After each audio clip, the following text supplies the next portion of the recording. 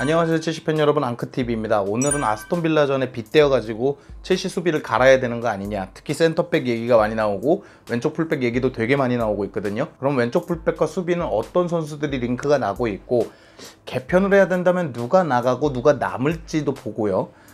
중원 얘기도 많이 나오고 있습니다. 하베르츠들이 7웰들과 더불어서 가장 대두되고 있기 때문에 하베르츠가 들어오면 공미, 세컨톱 아니면 측면까지 볼 수는 있지만 대체로 중앙 플레이가 되기 마련이거든요. 그렇게 되면 중원에서 숫자를 하나 줄이든가 아니면 하베르츠가 한 자리를 차지하게 됩니다. 그렇기 때문에 하베르츠가 들어온다면 중원은 누가 정리되고 누가 남을지까지 한번 보도록 하겠습니다. 바로 보시겠습니다. 하베르츠들 같은 경우에는 첼시가 가장 공을 많이 들이는, 7웰과 더불어 가장 공을 많이 들이는 영입 중에 하나입니다. 하베르츠에 대한 자세한 영상은 만든 적이 있으니까요, 그거를 참조해 주시면 참 좋겠습니다. 대략적인 것만 이제 굵게 짚고 넘어갈 거거든요. 하베르츠에 관련돼서는 하베르츠가 들어와서 2선에 들어간다 그러면 큰 문제는 없습니다. 윌리안 페드로가 이대로 되면은 뭐 추가 계약 없이 6월 30일 이후로 나갈 것 같고요. 조금의 연장 계약은 있을 수 있습니다. 그거는 뭐 첼시가 계속 노력하고 있다니까 조금의 연장 계약은 있을 수 있지만 장기적으로 윌리안과 페드로가 같이 갈 것 같지는 않습니다. 그렇게 돼서 하베르츠가 측면이나 윙으로 빠진다 그러면 큰 무리는 없는데, 이게 중앙, 그러니까 공미 자리나 세컨톱 자리로 들어가서 투톱 비슷하게 돼버리면 중원에서 숫자를 줄이든 하베르츠에 그 자리를 내어주든 해야 하기 때문에 중원 정리는 필요합니다. 중원은 지금 들어올 선수들을 제외하더라도 6명이나 됩니다. 그렇기 때문에 그 중원 정리는 어차피 불가피해졌거든요. 그래서 어느 선수가 나가고 어느 선수가 남을 것 같은지 하나하나 간략하게 한번 보도록 하겠습니다. 치크는 69년생이고요. 정리 대상 1순위에 당연히 들어가야 되지 않나라는 생각을 합니다. 되게 냉정한 얘기일 수 있어요. 치크가 보여준 게 얼마나 있는데, 치크는 1년 만에 돌아왔으니까 부상 폼을 어느 정도 고려해야 된다. 1년 만에 첫 경기인데 뭘 더 바라겠냐라는 얘기도 10분 이해를 합니다. 저 역시도 치크를 굉장히 좋아하는 쪽에 들어가기 때문에 팬 입장에서는 치크는 기다려주고 싶기도 하고, 사람 만난다면 치크만한 미드필더도 없기 때문에 되게 기대를 하고 있지만 또 프로는 다르다고 느껴집니다. 뭐 폼이 살아나고 있는 바클리, 유망한 길모, 이런 선수들을 다 뭐 임대 보내고 이적시키고 폼이 불안할지도 모르는 큰 부상을 입었기 때문에 장기간으로 두고 나왔을 때 실패할 확률도 높은 치크를 두지는 않을 것 같아서요. 이렇게 올 시즌 남은 잔여 경기를 만약에 제대로 적응도 못하고 이렇게 시간을 낭비해버린다면 여름 이적 시장, 그리고 차후 첼시에서 이제 뭐 중원을 정리한다고 하면은 가장 먼저 나갈 선수 1순위는 치크인 것 같습니다. 다음은 91년생 캉테인데요. 캉테는 자신이 입지가 불안해졌습니다. 뭐 박스 투 박스에서 1인분도 제대로 못하는 거 아니냐, 애매하다, 방출하면 방출하자, 이런 얘기를 했는데 스스로 자신은 남아야 된다는 걸 증명해낸 선수입니다. 치크에게 가장 바라는 게 이거죠. 스스로 경쟁력이 있고 능력이 있다는 걸 증명하길 바라는 거예요.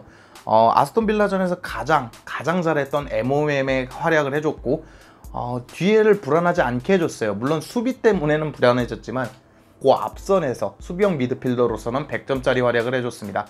거기다가 패스가 준수하게 들어가주면서 자신이 빌드업에도 어느 정도 능력이 있다는 걸 보여줬습니다. 그렇기 때문에 캉테는 방출 순위에서 꽤 높은 순위를 차지하다가 지금은 좀 내려온 상황입니다. 게다가 램파드 감독, 구단, 그리고 선수 스스로도 첼시에서 만족하고 있다. 그래서 팔 의사가 없고 떠날 의사가 없기 때문에 정말 메가 오퍼가 오지 않는 한은 캉테는 떠날 확률은 낮아졌다고 볼 수 있습니다. 같은 91년생인 조르지뉴는 경기에 나오지 않았습니다. 경고 누적으로 경기에 나오질 못했기 때문에 단순 평가는 불가능한 편인데요. 그간 해줬던 걸 보면 후방 빌드업이라는 확실한 매력적인 카드가 있습니다. 대신 수비 범위가 조금 좁고 수비 커버 범위가 좀 좁고 거친 태클로 해서 경고 누적으로 나오지 못했잖아요. 그것처럼 불안 요소가 분명히 존재하고 약간 한계가 보이는 선수라는 의견에도 동의하는 편입니다. 하지만 확실히 나왔을 때 후방 빌드업에서 패스의 질을 올려줄 수 있는 거의 유일한 대안이라는 점에서는 남을 확률도 어느 정도 올라가는 것 같습니다. 조르지뉴는 역시 유벤투스 딜이 있고 몇몇 곳에서 조르지뉴를 원할지도 모르기 때문에 조르지뉴도 괜찮은 가격이 있다면 떠날 확률이 높지만 그것이 아니라면 남을 확률이 높은 선수 중에 하나입니다. 94년생 코바치치는 크게 거론할 거는 없습니다. 코바치치는 뭐 이적설이 돌지도 않고 램파드 감독이 미넨전에서 유일하게 제 역할을 해주는 선수였다라고 평할 정도로 올 시즌에 꾸준히 좋은 활약, 빅클럽이 됐든 뭐 약소클럽이 됐든 꾸준히 좋은 활약을 보여주면서 주전으로 자리매김을 한 것 같습니다. 제가 봤을 땐 조코캉에서 가장 경쟁이 치열한 자리, 마운트 자리가 될 수도 있고 바클리, 치크가 들어올 수 있음에도 굉장히 많은 숫자의 출전을 해줬다는 것 자체가 코바치치는 능력이 있다고 생각합니다. 선수 자체도 그렇게 부상을 입지 않으면서 사실상 계약도 들어온 지 얼마 안 됐고 그렇기 때문에 나갈 확률은 굉장히 희박하다고 생각합니다. 다음은 길모인데요. 길모 같은 경우에는 조금 예가 틀립니다. 하베르츠가 만약에 들어온다면 임대를 떠날 확률이 가장 높은 선수고요. 팔리진 않습니다. 길모 같은 경우에는 램파드 감독이 인정하는 유스 자원이기 때문에 팔릴 확률은 없습니다. 다음 시즌 뭐 하베르츠가 합류하지 않으면 남아갖고 아니면 임대를 떠나가지고 중원 정리를 어느 정도 하더라도 투톱 체제가 되면 어느래도 4-4-2일 확률이 높거든요. 그렇기 때문에 중원을 어느 정도 이제 숫자를 줄여야 되는 형국이라 그러면 임대를 떠나길 거지만 그런 것이 아니라면 길모어도 남아서 경쟁할 것 같습니다. 그렇다 보니까 가장 먼저 나갈 것 같은 선수는 아무래도 치크입니다. 왼쪽 윙 자리가 치크가 맡았던 자리가 아니고 뭔가 호흡도 잘 안 맞고 1년 그렇긴 하지만 그렇다면 잔여 시즌 동안 어느 정도 자신이 경쟁력 있다는 걸 보여줘야 됩니다. 좋은 예가 바클리인 것 같아요. 바클리는 올 시즌 중반까지 넘어올 때까지만 해도 당연히 팔려야 될 1순위였습니다. 바카요코, 드링크워터, 그리고 뭐 바클리 이렇게 처분돼야 될 요소인데 점점점 기량이 살아나는 걸 보여주면서 어느 정도 자신을 남겨야 된다는 여론을 조성하고 있습니다. 바클리 자체가. 그렇기 때문에 그런 모습을 보여준다면 치크는 당연히 남을 수 있습니다. 그렇게 되면 하베르츠들이 좀 오버페이가 될 확률이 높죠. 왜냐면 어떤 요소, 뭐 공격적인 카드를 가져갈 수도 있고 수비적인 카드를 가져갈 수도 있음에도 불구하고 굳이 그렇게 영입을 한다 그러면 비쌀 수 있지만 치크가 나가고 바클리가 나가는 뭐 이런 상황이 돼버린다 그러면 하베르츠들도 고려해 봐야 된다고 생각합니다. 어떤 구독자분께서 중원의 베스트 조합은 뭘까요? 라고 했는데 하베르츠는 올지 안 올지 모르는 선수이기 때문에 제외하고 하베르츠를 제외하고 뭐 조르주뉴가 떠나든 치크가 떠나든 여러 가지 조합을 한번 짜봤는데요. 이런 식입니다. 이거 1번 같은 경우에는 많이 보셨을 거예요. 조코캉이라고 불리는 조합이잖아요. 이 조합은 제가 뭐 상상해낸 게 아니기 때문에 조코캉이란 조합은 올 시즌에도 간혹 나왔기 때문에 뭐 크게 다를 건 없습니다. 조르지뉴가 이제 후방 빌더 맡아주고 캉테가 박스 투 박스로 좀 더 공격적으로 들어가지고 코바치치가 이제 공격의 공수 전환, 탈압박이나 이런 매끄러운 공수 패스 공급 이런 걸 했기 때문에 이건 자주 보셨을 것 같습니다. 요 포메이션 같은 경우에는 공격시거든요. 지에가 공미 아니면은 오른쪽 메잘라식으로 해서 뭐 마운트랑 스위칭을 해도 되고요. 베르너가 들어갈 때 조금 이렇게 측면에서 쭉 찔러주는 뭐 그런 하프페이스를 공략할 때 침투를 적극적으로 지원해주는 마운트 코바치치가 지혜만큼 그런 공격적일 때 지공 카드로서 킬패스를 넣어주는 확률은 아무래도 지혜가 제일 높기 때문에요. 요런 카드 그리고 뒷공간이 아무래도 이렇게 공격적으로 올라가다 보면 뒷공간이 크게 벌어지기 때문에 수비 환경이 큰 캉테가 맡고 있는 것은 어떨까 요런 조합을 생각해 봤고요.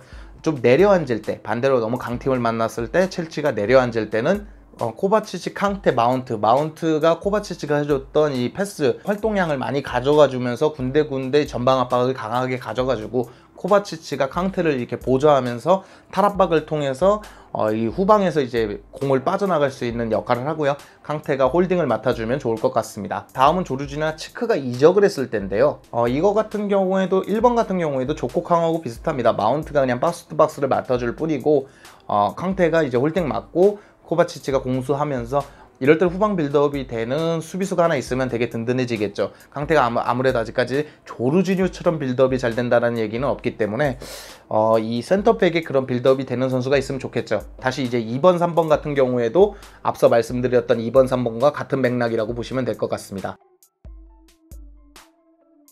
자, 이런 얘기를 하면서 가장 궁금하실 게 있습니다. 지금 중원, 그러니까 하베르츠를 굳이 데리고 와서 뭐 중원을 정리하든 이설을 정리하든 왼쪽 풀백하고 수비부터 영입해야 되는 것이 아닌가. 아스톤 빌라전만 봤을 때는 그 의견에 전적으로 찬성입니다. 우리가 믿었던 루디거마저 뇌절 수비를 해버리면서 거기다가 이제 알론소는 되게 윗선으로 올라가주는 램파드 전술에 차용이 됐음에도 불구하고 공격적인 옵션도 크게 못 보여주고 수비 시에 이제 복귀하는 것도 느리면서 이건 뭐 당연히 알려진 그런 단점이잖아요. 수비 복귀가 느리다는 거. 그래서 루디거하고 이제 텐센의 수비 범위만 넓어지는 그런 악조건이 생겼는데 캉테 때문에 그것이 그렇게 눈에 띄지 않았을 뿐이지 굉장히 불안했습니다. 근데 사실 왼쪽 풀백과 센터백은 리그가 시작되면서 계속 나왔던 이야기이기 때문에 뭐 별로 새로울 거는 없습니다.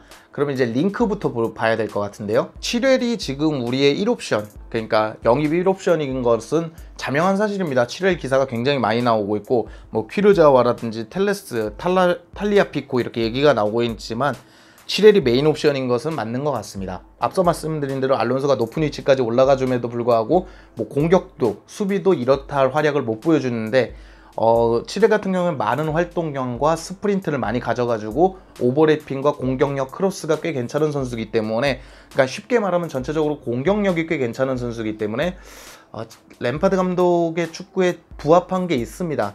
많은 분들이 이제 그 램파드 축구에 부합하다는 얘기를 해주는데 제가 봐도 램파드 축구에 부합한 점이 있습니다. 뭐 폼이나 퀄리티나 이런 걸 떠나서 그 선수가 가진 재능 자체가 램파드 축구에 잘 어울리긴 합니다. 하지만 한참 좋을 때보다도 경기력이 좋지 않다는 거, 기복이 있다는 것도 문제고 가격도 너무 터무니없는 가격들이 제시되고 있습니다. 어떤 얘긴 1000억, 어떤 얘긴 900억 이런 얘기가 거론되고 있으면서 너무 터무니없다라는 감이 없지 않아 있습니다. 선수 자체가 너무 비싸다? 첼시 팬들 입장에서 500억, 600억 선인 것 같은데 900억, 1000억 그럼 너무 갭이 크잖아요. 그것 때문에 영입을 꺼려하는 팬들의 그 여론도 적지 않습니다. 근데 램파드 감독의 니즈, 그러니까 원하는 마음은 칠웰이 맞는 것 같습니다. 칠웰을 원치 않는다 그러면 이 은연중에라도 인터뷰에서 좀 다른 옵션, 자신이 원하는 옵션을 슬쩍 얘기할 법도 한데 칠웰의 영입에 대해서 굉장히 긍정적인 이 신호를 보내면서 램파드 감독이 원하는 걸 들어줘야 되는 것인가 아니면 다른 옵션을 선회해야 되는 것인가에 대해서 첼시는 고민하고 있습니다. 왜냐면 선회하는 뭐 탈리아피코, 텔레스 이런 기사도 뜨문뜨문 계속 나오고 있기 때문에 첼시가 그런 고민을 갖고 있는 것 같습니다. 저는 개인적으로 겨울 이적 시장에 잠깐 링크가 나왔던 호세가야가 굉장히 좋습니다. 램파드 감독이 원하는 축구가 체력을 바탕으로 활동량을 많이 가져가지고 크로스 좋고 뭐 태클 좋고 빠르게 복귀해주고 전체적으로 이 왼쪽 측면의 공격과 수비를 활발하게 해줄 수 있는 선수를 원하는 것 같은데 그러면 호세가야가 거기에 딱 맞는 선수입니다. 제가 앞서 말씀드린 것들 호세가야는 다 장점으로 갖고 있습니다. 물론 잔부상에 좀 시달렸다라는 전적이 있지만 언제부턴가 잔부상도 좀 많이 줄어들어서요.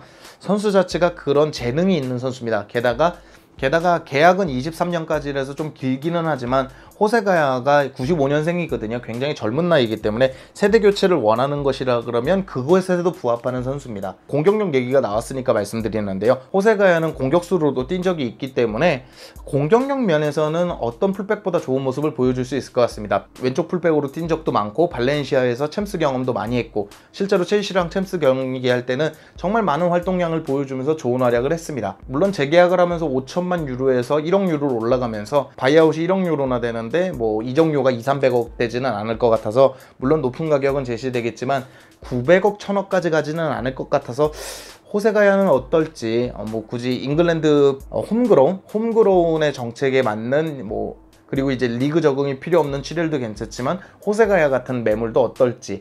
텔레스, 탈리아피코는 좀 느린 감이 있는데 호세가야는 또 스피드도 좋습니다. 스피드도 좋기 때문에 호세가야는 어떨지 그런 생각도 해봤습니다. 링크가 난다는 얘기는 아닙니다. 다음은 센터백인데요. 센터백은 3명 다 갈아치워야 되는 것이 아니냐는 얘기까지 나올 정도로 주마는 뭐 경기에 나오진 않았지만 루디거, 텐센이 경기력이 너무 안 좋습니다. 텐센은 후방 빌드업이 좀 좋다라는 걸 보여줬고 루디거도 파이팅 넘치게 종종 좋은 수비를 보여줬지만 수비가 한 번 실수하면 골로 연결되는 자리잖아요. 센터백 자리는 더더욱 그렇고 그런데 거기서 몇 번이나 그런 패스미스 어이없고 볼키핑만 잘해도 패스만 잘해도 되는 아주 간단한 옵션, 그러니까 폼 문제가 아니라 하지 말아야 될 실수를 몇 번 보여주면서 이른바 뇌절 수비 호로쇼를 보여줬습니다. 근데 일단 센터백은 정리가 시급한 건 사실이에요. 왜냐면 누굴 영입하려 그래도 텐센, 주마, 루디거가 모두 주전급이고 이제 뭐 유망주 주급을 받는 선수들도 아닙니다. 즉 그냥 3옵션 4옵션으로 누가 부상 입으면 이렇게 늘는, 아니면은 뭐 체력 안배를 위해서 교체할 정도의 선수들의 그런 급들이 아니에요. 분명 언해피가 나올 거거든요.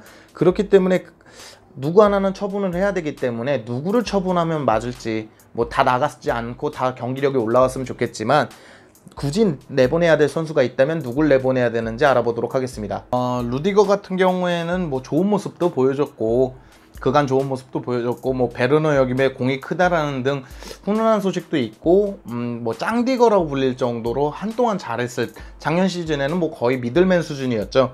근데 아스톤 빌라전의 경기력이 너무 안 좋기는 했습니다. 뭐 말도 안 되는 패스가 나오기도 했고, 전체적으로 약간 얼을 탄다고 하죠. 전체적으로 약간 넋이 나가 있는 모습이라 그래야 될까요?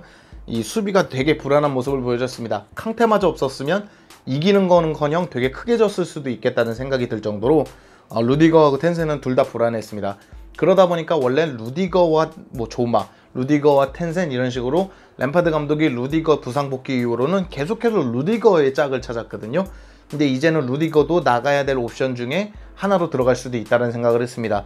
뭐 앞서 말한 치크하고 루디거를 따로 볼 수는 없죠. 뭐 치크는 경기력이 안 좋은데 프로의 세계니까 나가야 되고, 루디거는 뭐 경기력이 안 좋은데 뭐 루디거는 기다려주고 이런 건 있을 수 없으니까요. 루디거도 이 작년 시즌 동안 폼이 계속 이 모양이면 처분돼야 될 옵션 중에 하나로 들어갈 수 있습니다. 다음은 텐센인데요. 텐센 같은 경우에는 콘테 시절 바르셀로나전 이후로부터는 계속 불안불안하다는 느낌을 주는 선수입니다. 어제는 후방 빌드업에서 패스 뿌려주는 것도 좋았고, 텐센이 잘 될 때는 굉장히 안정적인 선수입니다.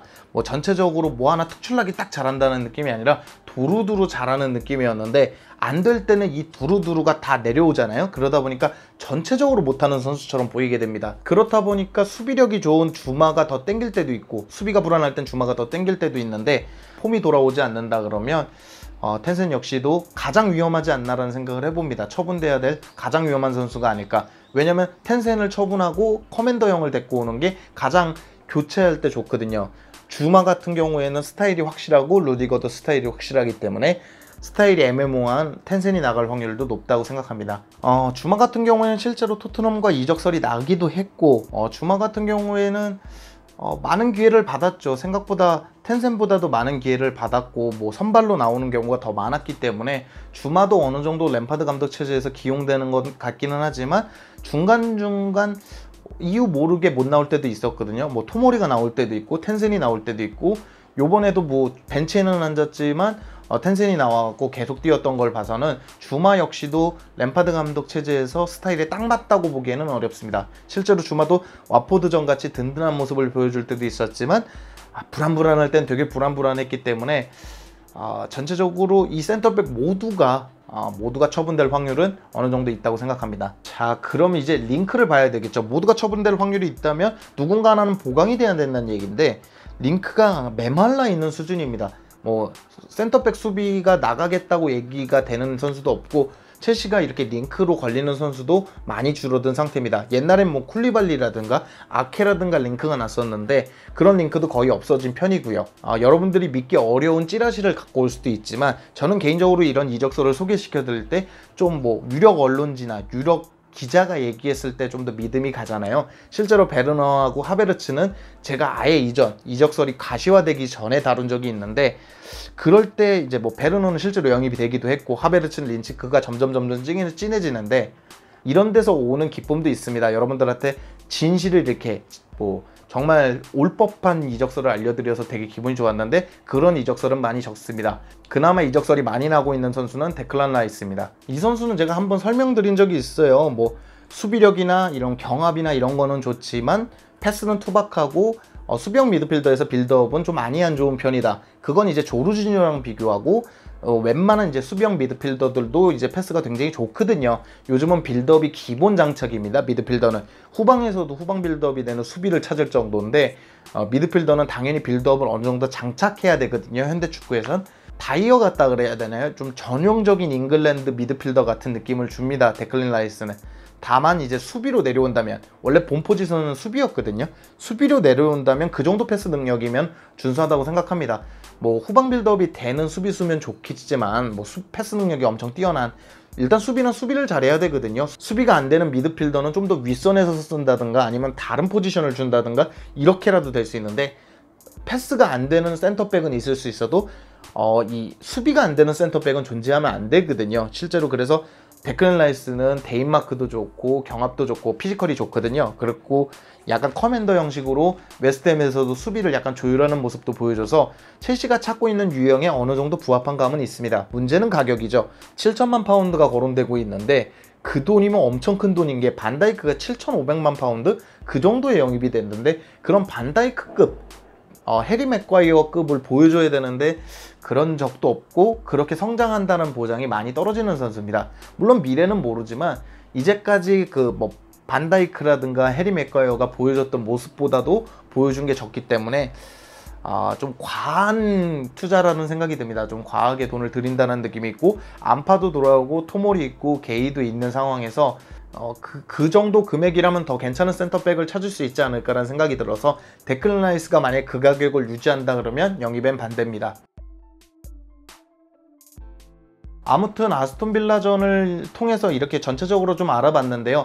중원의 베스트 조합을 짜달라는 분들, 중원에 누가 들어오고 나갈까요를 대충 예상해달라는 분들도 있었는데 만족하셨을지 모르겠습니다. 제가 알 수 있는 부분, 그리고 나갈지 들어올지는 진짜 예측에 가까운 거라서 약간 이적설하고 엮어봤지만 이 선수들이 남고 정말 뭐 캉테가 나갈 수도 있고 뭐 루디거가 나갈 수도 있고 좀 뭐 그럴 수도 있습니다. 뭐 이적 시장은 진짜 모르는 거니까.